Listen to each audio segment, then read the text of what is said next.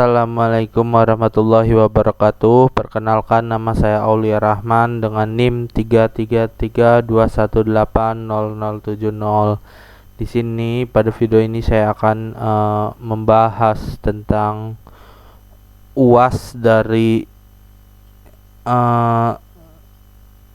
mata kuliah kecerdasan buatan, di mana yang sifatnya itu take home, di mana pada soal ini telah diberikan link GitHub di sini. Nah, saya akan membahas tentang GitHub COVID Classifier terlebih dahulu.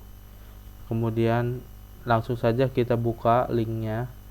Nah, setelah dibuka seperti ini, kita download saja file zip-nya. Filenya berupa bentuk zip, kemudian nanti diekstrak. Setelah diekstrak, kita buka di aplikasi Visual Studio Code, dimana pada aplikasi ini lebih mudah untuk mengelola extensions.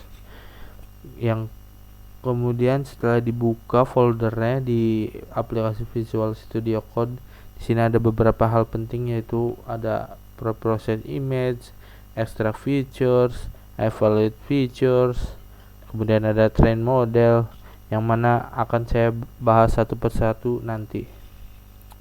Nah, yang pertama saya akan membahas tentang pre-process image terlebih dahulu, dimana di sini sudah terlihat codingannya. Nah, di sini kita run ya codingannya. Saya akan membahas codingannya dulu, dimana pertama di sini terdapat schemate.io yang merupakan dari library pemrosesan gambar yang dapat menerapkan algoritma dan utilitas yang mana digunakan untuk penerapan riset. Nah, ini berupa library, kemudian ada library schemate transform di sini. Ini schemate transform yang mana untuk mengubah skala gambar yang akan ditampilkan. Kemudian ada schemate color yang mana di sini untuk memunculkan gambar yang ada warnanya nanti. Kemudian ada class name di sini. Class name ini fungsinya untuk membuat kategori seperti COVID, normal, pneumonia, seperti ada yang di sini. Kemudian ada yang namanya image name, yang mana fungsinya itu sebagai gambar yang akan ditampilkan nantinya, ada RGB-nya dan akan menghasilkan gambar yang lebih maksimal. Kemudian kita run. Setelah di run, didapatkan hasilnya itu ini, image gray, RGB to gray dalam kurung image. Nah, itu hasilnya. Kemudian saya akan membahas extract features, dimana di sini berupa ekstrak dari hasil preprocess image yang tadi telah dibahas codingannya. Nah, di sini juga saya akan membahas codingannya, yang mana di sini menggunakan library yang hampir mirip di sini, yang ada sedikit perbedaan, di mana pada di sini tuh perbedaan terdapat di sini nih. Nah, ini feature poll yang merupakan data opsional dengan array numpy. Kemudian feature ini tuh yaitu akan ditampilkan sesuai pada labelnya masing-masing di dalam Python seperti GLCM. Nah, library-nya sih sama, mirip sih sama yang tadi. Kayak ini schemate.io kan kayak library pemrosesan gambar yang akan menerapkan algoritma dan utilitas yang digunakan untuk penerapan riset. Itu sih. Nah, setelah di run dapatkan hasil berupa angka ini dari 0 sampai 139. Itu yang didapatkan dari extract feature.py hasil runnya.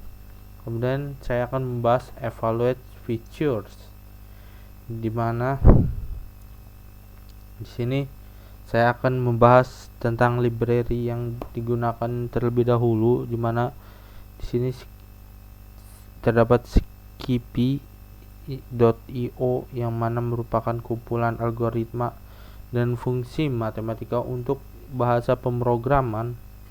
Nah, kemudian ada library Seaborn yang mana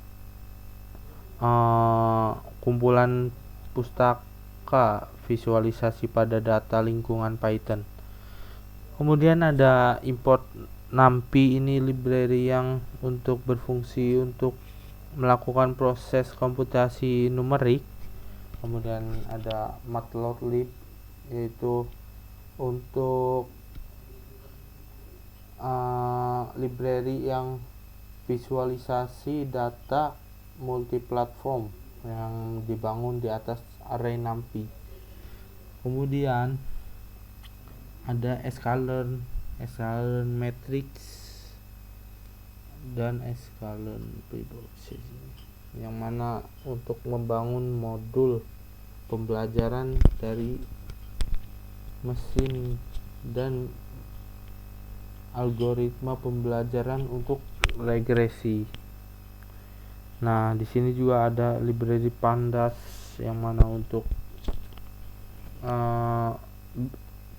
Python yang berlisensi, merupakan library analisis data yang diperlukan untuk membersihkan data mentah ke dalam sebuah bentuk yang bisa untuk diolah. Nah, di sini ada COVID features, di mana ini tuh ada COVID feature, normal feature, phenomena features. Nah, di sini tuh untuk menampilkan kategori data dari analisa classifier. Kemudian ada skor dan target, yang mana membuat batasan nilai pada grafik COVID atau normal atau phenomena. Kemudian juga ada di sini min max scalar ya. Ada min max scalar nih. Ini nih. Min max scalar, di mana untuk kelas dasar hierarki ketika dipanggil tidak menerima argumen dan menghasilkan yang baru. Kemudian ada Fij PLT atau pplot. Nah, ini tuh untuk PLT figure ya, untuk nilai pada figure nanti atau gambar akan memunculkan X label dan Y label. Nah, seperti itu. Kemudian ada post label di sini. Ini post label untuk nilai bentuknya, nilai bentuk dari set yang satu. Kemudian ada print dalam kurung np.argmax, yang mana untuk gambar bagian rocklist. Nah, gambar bagian rocklist. Kemudian ada figure.plt. Ini figures, yaitu merupakan jarak dari gambar sesuai nilai yang diperlukan. Kemudian ada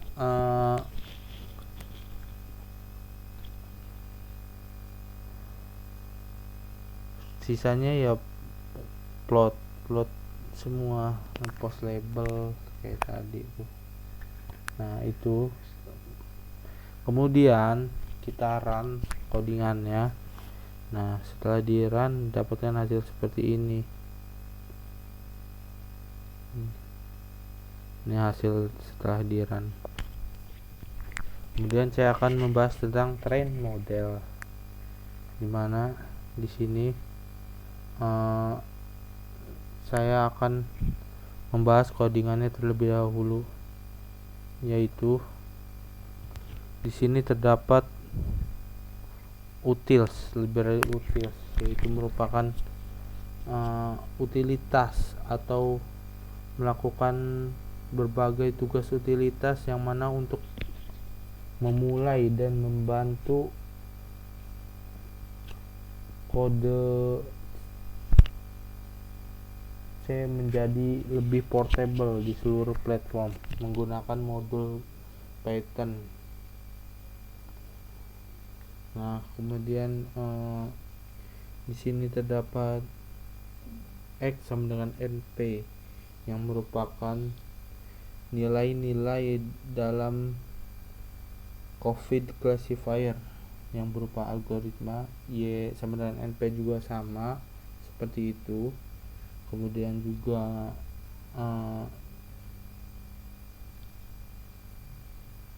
Y sama dengan TO kategorikal itu berupa trend dataset. Kemudian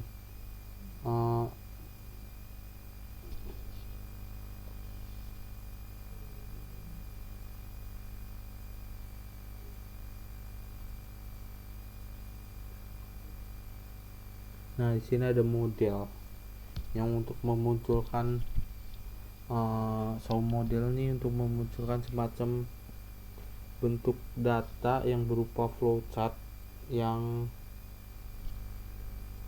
nilainya disesuaikan. Nah itu penjelasan codingannya. Nah setelah di run, kemudian kan di run hasilnya seperti ini. Nah, bisa dilihat pada sini data-datanya ini keluar semua hasilnya setelah di run. Nah ini hasil akhirnya, ini berupa hasil dari laptop saya yang nilainya 1324 sama dengan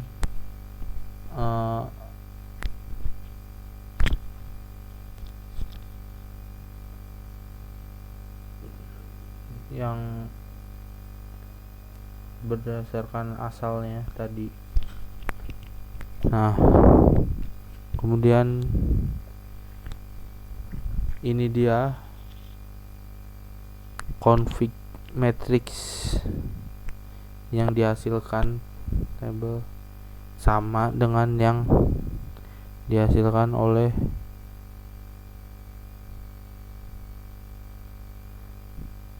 laptop saya ini. Nah sama 1324031 sama ini sama, mungkin speknya sama laptopnya.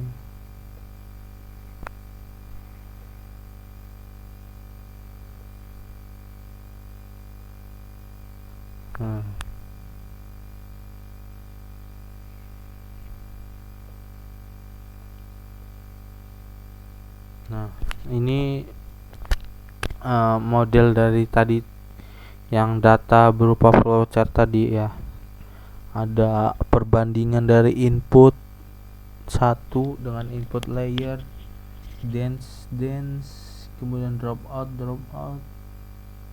sampai dance 2, perbandingan dengan dance. Yang mana perbandingannya ini bisa dilihat di sini. Oh, input dengan input layer 64 banding 64. Tuh, 128 gitu. Kemudian juga di sini terdapat average dari pneumonia, terus average bar post normal pada saat normal. Nah ini average COVID rata-ratanya, tabelnya itu.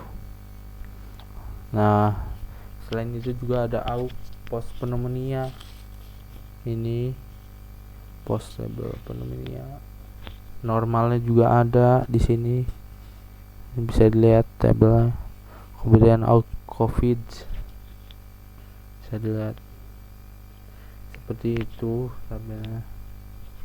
Nah mungkin itu saja yang dapat saya sampaikan terkait video ini. Kurang lebihnya mohon maaf apabila ada kekurangan. Wassalamualaikum warahmatullahi wabarakatuh.